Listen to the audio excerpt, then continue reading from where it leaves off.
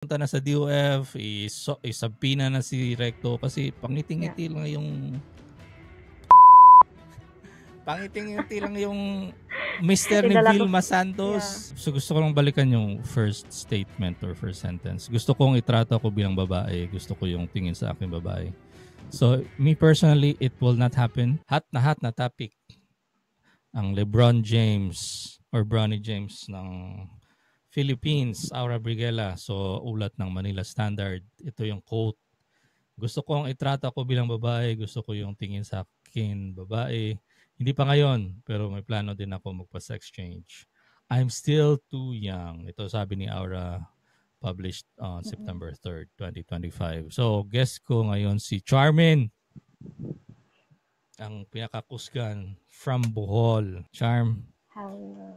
ito yung first sentence. Gusto kong itrato ako bilang babae. Gusto ko yung tingin sa akin babae. So, let's talk about that first. So, what do you think? I'm both a yes and a no for it sa plano ni Aura. Kasi I still have a lot of reservations when it comes to gender reassignment. Kasi ako pro LGBT person ako eh. Kasi I have also friends na hindi talaga yung sa lalaki or babae lang yung identity nila. Some of them they identify themselves as yung um, they're gay. Yung hindi na nila pinapansin kung ano yung gender ng tao, basta gusto nila. Yun. So, when it comes to Aura, having plans na magpa-gender reassignment, I think if that's for him, kung okay sa kanya, then okay then. But for me, in my own opinion lang ha, I think having to remove something that identifies you as who you are dun sa organ mismo is I think we can live it that way. Kasi she can make herself or himself a feminine in whatever, I mean, in ways that she can.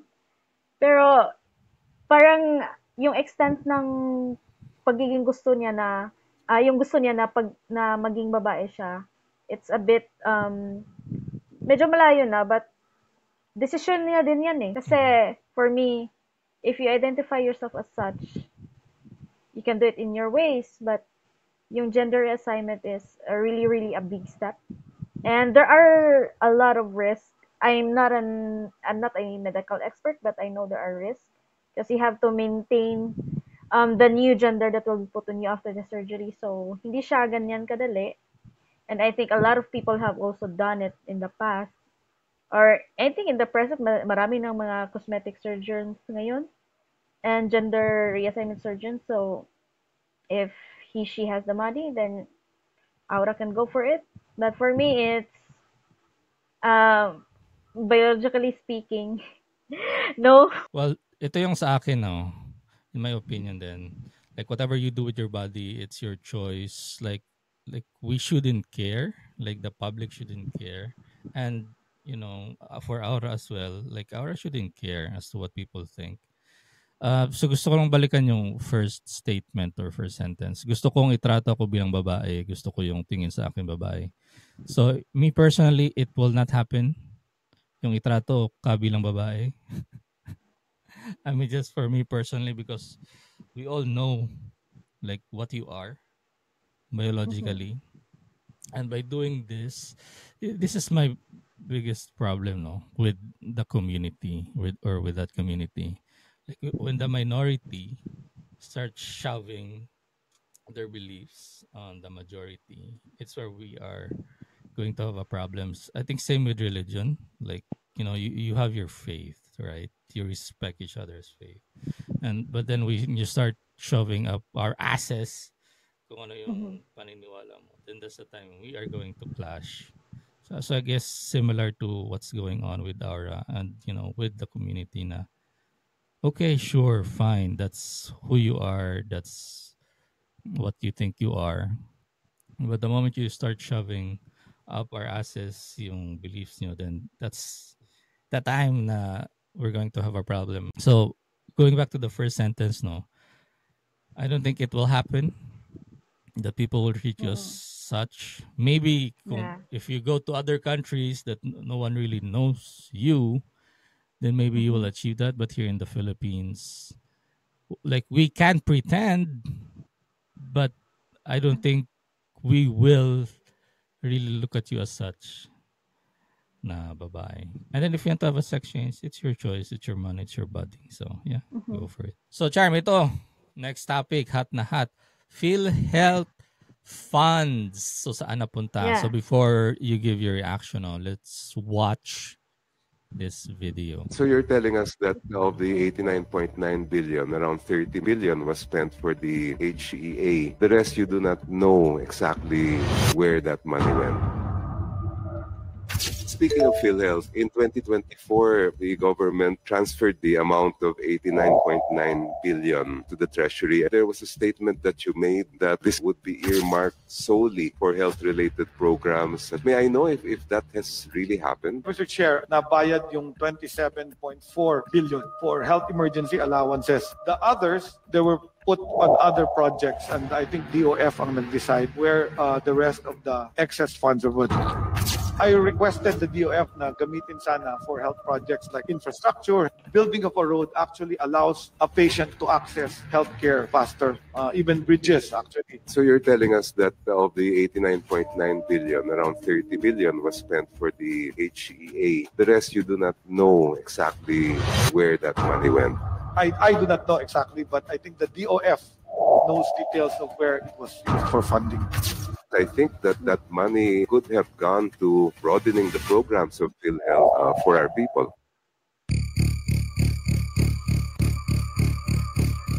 So ayun, Dr. Chidoro Herbosa, DOH Secretary, hindi alam Yeah. kung nasaan yung remaining na pera na tinransfer from DOH to Department of Finance. So alam niyo kung sinong dapat tanungin?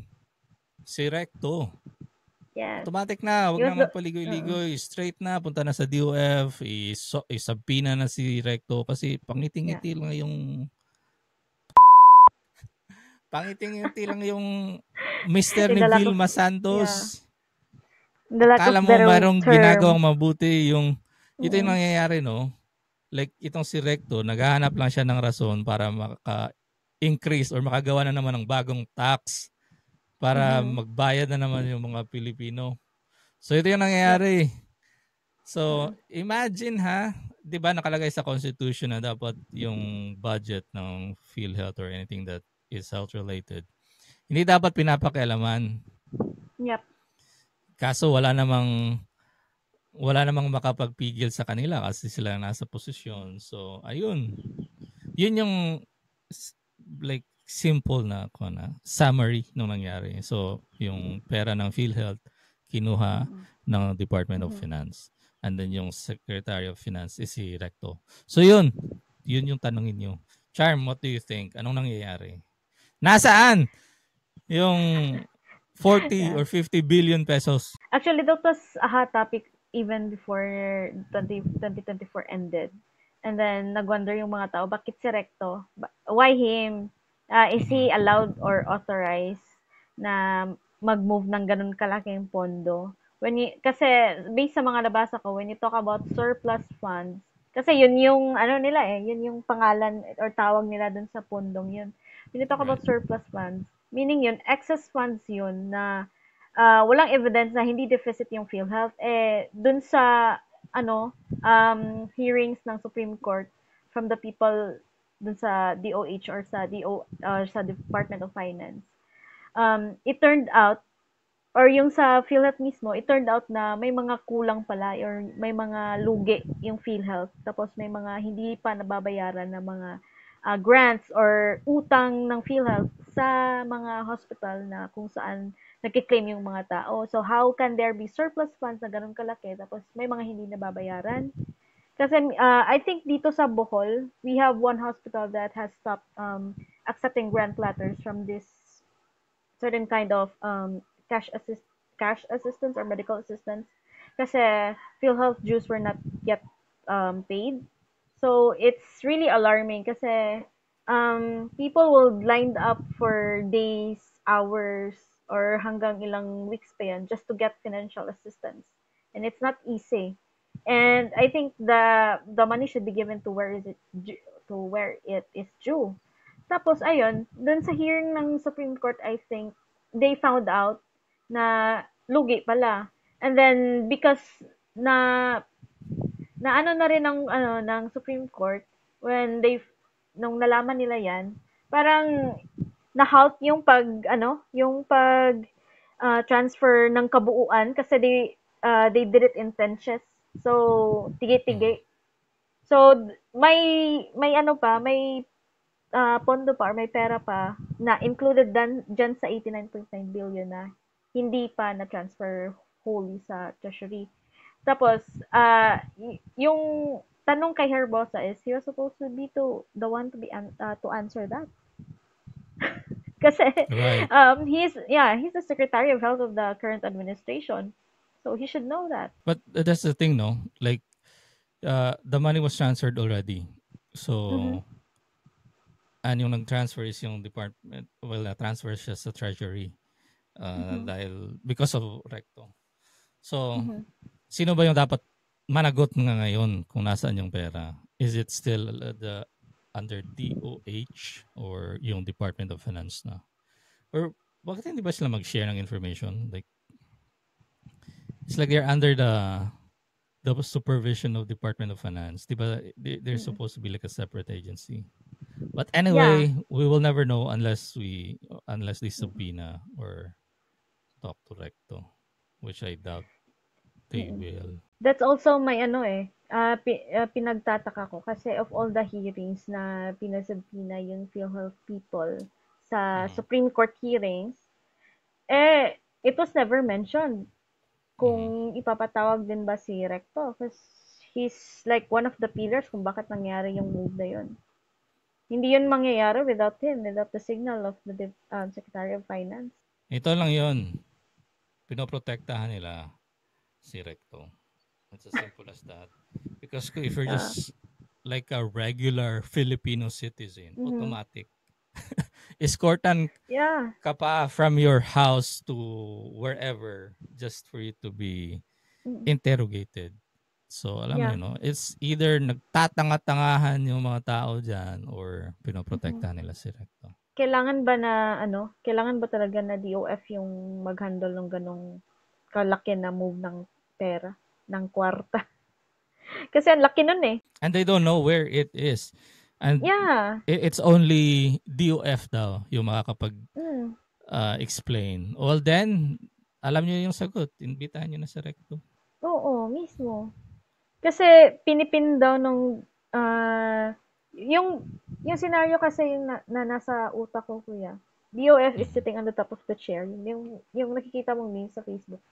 Ah, yung DOF is nakaupo dun sa throne. Tapos yung PhilHealth at DOH nakabow down sa DOF. So parang ganun na nangyayari. They're playing the blaming game. Tapos yung tanong ko is, kailangan ba talaga ni DOF yung mag-handle ng ganong kalaking transfer? Tapos, taga PhilHealth yung pinapatawag, and then, DOH doesn't know where it is? Shouldn't they be the ones that are involved dun sa scenario na ganun? Should they be Mhm. the one, di ba? They should be the one to know the whereabouts of that money. Because we're not talking about thousands, those are billions. Right. And uh, I've always known that something is wrong with the system sa Pilipinas. And I've always known that, I know not all of them, but most of them are incompetent, no, incompetent individuals as to how they do their job. Now, Charm, I know you've worked in the corporate world. I've been in the Yeah. corporate world. So, like, we've experienced how it is to have project management softwares, right? Yeah. Or like, we've experienced how it is to have project management in general. Mm-hmm. Like, Mm-hmm. you always see like the top of the food chain, di ba? Kung saan nanggagaling Mm-hmm. yung utos, tapos yung mga action steps kung paano i-achieve. So if something Yeah. is wrong sa isang process, you can always trace it back kung saan siya Yeah. nanggagaling. Kung saan, Definitely. kung where did you drop the ball? Kung saan, where they drop the ball, kumbaga sa isang process. And then you can fix it. Pero dito, they don't know who. Which, para sa atin, it's very obvious. Si Recto. It's Department of Oo. Finance. Punta na dun. Daming pang paligoy-ligoy. Tsaka ito si Chel Joke, no. Automatic na Chel. Like, you're a lawyer, you're smart. I know, you know what to do. So it's just a will. Maybe Chel Jokno just wants to give a benefit of the doubt, like to let Mr. Hermosa answer. Kasi fuck ano that. yun eh. We've been giving like benefits of the doubt for so long. We've been giving them that benefit of the doubt. It's time to like drop the hammer and let them Make squeal the if need be. Yun lang yun. That's it. Let's move on to a different topic. Overpass. Binaha. Yun lang. Only in Manila, not all over the Philippines. We're not experiencing it here in Visayas and Mindanao, but sa Luzon. Imagine, ito, hot na hot din to. Flood control projects, like I was in high school and I've heard of so many stories already about, stories surrounding the DPWH processes, and I was in high school, so that was before 2002. Yeah, it was a long time ago. And now here we are. It's still the same, and people in the government still, well, they know. I'm pretty sure of it. They know, but they just keep turning a blind eye. At ito nang hindi mo alam kung matatawa ka or magagalit or mabubisit, but overpass. Imagine, overpass. Nasa taas. Taas ng kalsada. Binaha. So, like, it's another project, of course. Pero, or another budget para mapagkakitaan ng mga contractors tsaka whoever's involved. Pero imagine, nakakagalit. Tulay, overpass, binaha. Like, walang klarong. Imagine, di ba sa CR, kapag naliligo ka, meron kang drainage or drain. Di ba ito naisip ng engineer? Yeah. Ito, automatic, tanggalin ng engineer nito kung sinong gumawa. Di ba? May spout dapat yan eh. Sa gilid-gilid. Right? Like, kahit sigurong elementary student, alam yung gagawin. Di ba? Anyway, so yun. Konting segue muna before tayo bumalik na naman sa ito hot. Puro hot na topic yung pinag-usapan namin ngayon ni Charmin. So punta tayo. Ito, gusto kong pag-usapan to. Yung Big Six. Ito, kumala to sa internet eh. So, basahin ko lang yung caption ng United Philippines Against Corruption. Romualdez at Big Six mastermind sa likod ng corruption sa DPWH. Ito, wala nang tumpik-tumpik. Ito yung sinabi, mastermind sa likod ng corruption sa DPWH. Yaman, lumobo ng mahigit 3 bilyon mula 2022. So, ito, isa-isay natin para hindi makalimutan ng mga tao. Start tayo kay House Speaker Martin Romualdez. Noong 2022, net worth niya is 315 million pesos. So 3 years from 2022, 2025 na, yung kanyang net worth lumobo ng 3.465 billion pesos. 1,000% na increase. Ito si Zaldico, yung favorite na kongresista ng lahat. Yung gusto mong maging tito. So Zaldico, former House Appropriations Committee Chairman and Ako Bicol Party List Representative. Net worth niya before, 236.7 million. Tapos noong 2025, naging 1.51 billion pesos. So, 637% na increase. Senior Deputy Speaker in Quezon, 2nd District Representative David J.J. Suarez, 287.6 million noong 2022. Naging 2.34 billion noong 2025. 813% yung increase. Next, si Aurelio Dong Gonzales Jr., former Senior Deputy Speaker. So, 136 million noong 2022. In 2025, 1.3 billion pesos. So 956% increase. Manix Dalipi, former majority leader, 203.7 million pesos noong 2022. 1.49 billion pesos noong 2025. 733% increase. Tapos last, si Edwin Guardiola, construction tycoon and CWS party list representative, 299 million pesos noong 2022 and 2.2 billion pesos noong 2025. 735% increase. Charm, I know marami kang gustong sabihin, but I wanna ask you this first. Are we in the wrong profession? That's exactly what I want to say. Pwede maging contractor na lang. But imagine ang laki ng tubo, di ba? Like yung pinakamataas dito si Martin Romualdez, 315 million pesos. 1,000% na increase, 3.465 billion pesos. And then you ask yourself, ano ba yung sweldo ng congressman? Di ba? So, assuming, let's say 400,000. 400,000. Kuha tayo ng calculator. Kasi hindi ako magaling sa math. So, let's say 400,000 per month times 12.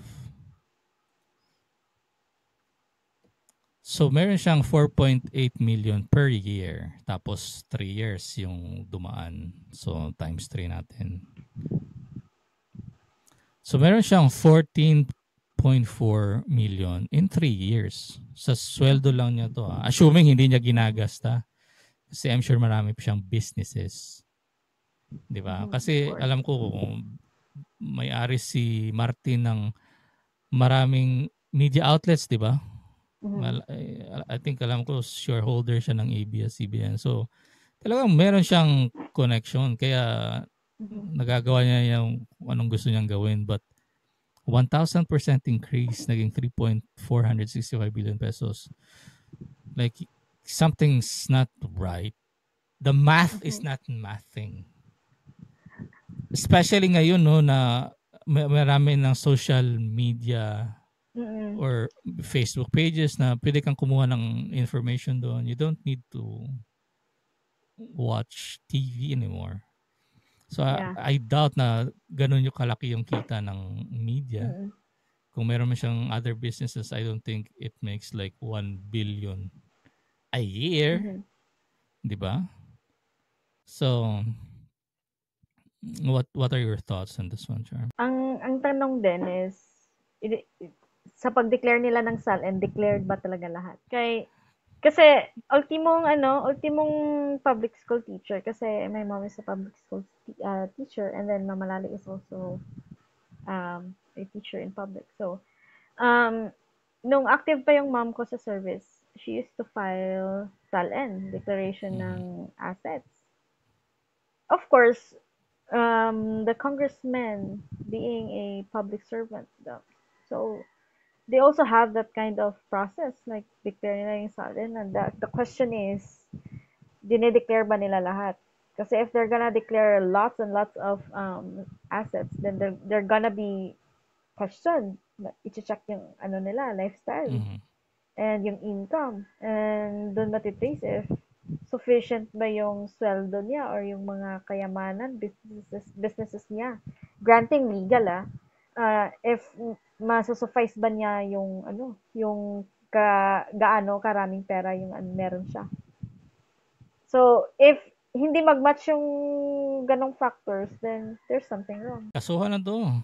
Like, ito yung palagi ko sinasabi, di ba? Like, walang or in my previous video, sabi ko, like, walang politician na makukulong, walang contractors na makukulong. Yung hearing, like, it's just for show.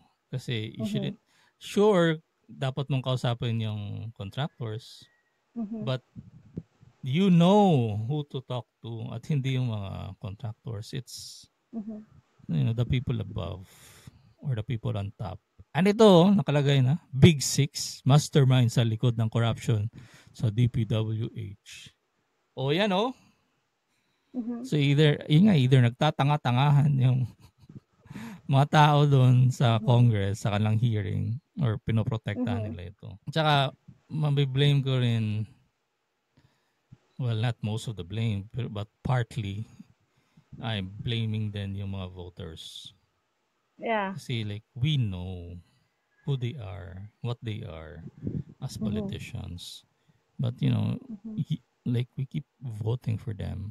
I mean, I didn't vote for them because hindi naman ako nandun sa alang district. But, the people keep Mm-mm. voting for them. Itong si Martin, nanalo lang to kasi wala siyang kalaban eh. Ah, Nung last yeah. election. Ganun Kasi pala. pinadisqualify niya. Mm-mm. Pero, but that's the thing. Like, we know what they are.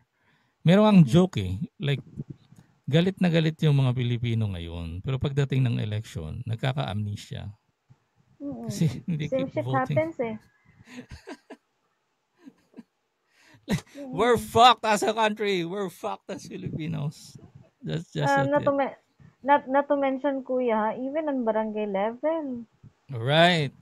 Right. I've heard stories. No, not just heard. I've experienced it. Yeah. Kanang yung early morning, Mm-mm. bibisitahin ka. Meron ganong story. So, ito, yung Person of the Year 2025, Sara Diskaya. Ito yung parang isa sa mga fall guys kasi I'm sure she's just one of the many na titirahin ng kanilang mga Mm-mm. big bosses. Yung contractor, like, again, hindi naman sila maglalakas loob kapag hindi sila sinusuportahan ng isang politician. Mm. Pero I'm sure marami ng vloggers, media outlets na talagang pinag-usapan nila itong si Sara Diskaya. But what I wanna know is, kailangan bang i-involve yung mga anak? Yun yung question. Kasi yung nasikat dito, yung mga Nepo babies, di ba? Si Yeah. Claudine ko, si... Mm-hmm. Kalimutan yung isa. Si Claudine ko lang kilala ko. But, di ba, like, binabash sila kasi Mm-hmm. nagfo-flaunt ng kanilang mga riches online. Well, they grew up like that. So, and maybe yun yung happiness nila. But going back to my question, like, dapat bang i-involve yung mga anak? So what are your thoughts, Charm? For me, I think the kids should not be involved because ilagay na natin na yung kasalanan ng magulang hindi kasalanan ng anak. Pero yung kasalanan ng anak, Fuck that! kasalanan ng That's what magulang. happened. That's what happened with Yeah. Marcos, diba? Sabi nila, like, kasalanan ng ama ay hindi kasalanan ng anak. So, ayun, people voted Yeah. for Marcos. Kasalanan ng anak, And kasalanan ng we're magulang. fucked right now. But yeah, sorry for interrupting you. Go on. Yeah, I'm sure that statement will raise a lot of eyebrows. Kasi, kung ganyan, kumbaga, if we're gonna base it with other form of people, kumbaga yung anak mo, pinapakain mo galing sa nakaw na pera. Mm-hmm. Eh, hindi naman yun ninakaw ng anak eh. Given, okay, let's go back to the benefit of the doubt na inosente yung bata. Tapos pinapakain pala ng galing sa nakaw. Let's put it that way. But, if yung anak mismo is alam niya na, uy, galing pala to sa ganyan. If he's going to deny himself na, mama, bakit kailangan ganyan? Why do we have this kind of things na hindi naman to galing sa malinis na paraan? Pero, granting na yung mga bata is they grew up like that, ang kailangang managot dyan is yung magulang kasi they are the ones in control. They're responsible for the information that their kids are to be fed with. Yung pag-instill na disiplina tsaka yung responsibility sa anak and how will they empathize with people. Kasi dyan mo masusukat din kung yung mga anak na is um, out of touch ba sa reality or are they being bombarded with a lot of gifts, lavish lifestyle, ganyan. Kasi factor din yun sa pagpapalaki ng bata. But whether should they be included or not or blamed, I think for me, the kids could be excluded. Yeah. Pero if indulge na sila sa ganyan eh. When they reach that age na ano, they are of knowledge na, alam na nila yung may muwang na sila sa lahat ng bagay. I mean, sa mga nangyayari and how things were done, how they were fed, how they were given that kind of lifestyle, then they're gonna work on it na how, yung nasa isip ko, how will they unburden the guilt? Kasi if they still have the conscience, maiisip nila, tama ba to? Okay ba to? Ito yung nakagisnan namin, ganun. So, yeah. I agree with you partly because let's say they are minors, sure, we can spare them. But if they're of legal age, Mm-mm. they are fully aware of what's going on. Mhm. So we can spare the minors for me, personally. Sure. But then, like even at minor, like even at 13 or even at that age now, no, they are Yeah. aware. So I agree with you partly if the kids were minors. I'm Mhm. sure meron siyang minor, especially I think yung girl is a minor. Mhm. So, but for yung mga legal age na like 18 and above, I don't think they should be spared. Yeah. I think they should be shamed even if they didn't do anything. Mhm. As to why, it's because this has been ongoing. Like I was in high school and I've heard of it until now, and then people are turning a blind eye. And like at my age right now, where I'll be 40 in a few days, like I would say I don't. Most of the time, I don't care, but I'm fed up Mhm. with what's going on. That you know what? Yeah. If you do something bad, let's just shame you. Let's shame your family. Because Mhm. if you want your kids to be spared, then you should have thought of your kids before doing that illegal thing, di ba? So that's just Exactly. me. Like if you don't want like when you were doing it, when you were haggling or not haggling, but when you were hoarding billions of Project. pesos and Uh. then doing menial, I don't know, when you were getting all those billions and then you were not doing your end of the bargain, you were not delivering on what you have agreed to, then Mm. you should be shamed. Like right now, Mhm. like Yeah.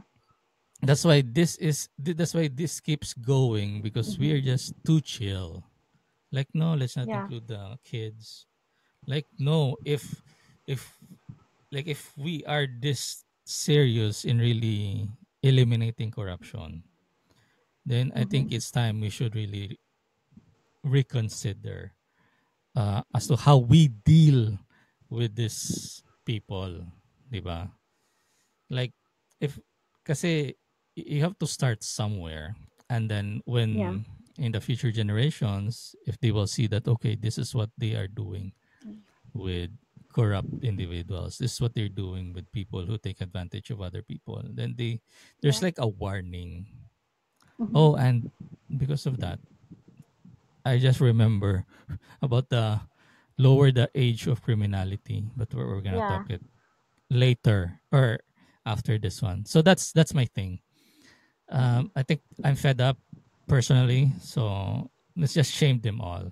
Well, except for the Mhm. minors, but for those who are 18 and above, we're Yeah. not gonna.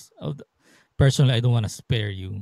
Just just shame them, Yeah. like make them feel like what Filipinos are feeling right now. Mhm. Kasi yung sa thought mo din kuya, magiging collateral damage din talaga yung mga anak in any way. Mhm. Oh Kasi wait, oh here it is.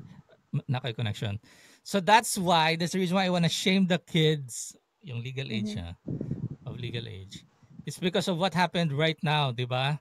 Before when Mhm. Marcos was campaigning, wanted to become a president, people are saying, well, yung kasalanan ng ama hindi dapat kasalanan ng anak. And here we are. Yeah. Marcos is the president, corruption are Mhm. rampant, drug addicts are Mhm. everywhere. We're basically fucked as a country. We're fucked as Filipinos. That's why this is my stance on this one. Should we Mm-mm. exclude the kids? Sure, yung minor, but legal age, regardless, meron silang alam or wala. Mm-mm. Just shame them. That's all.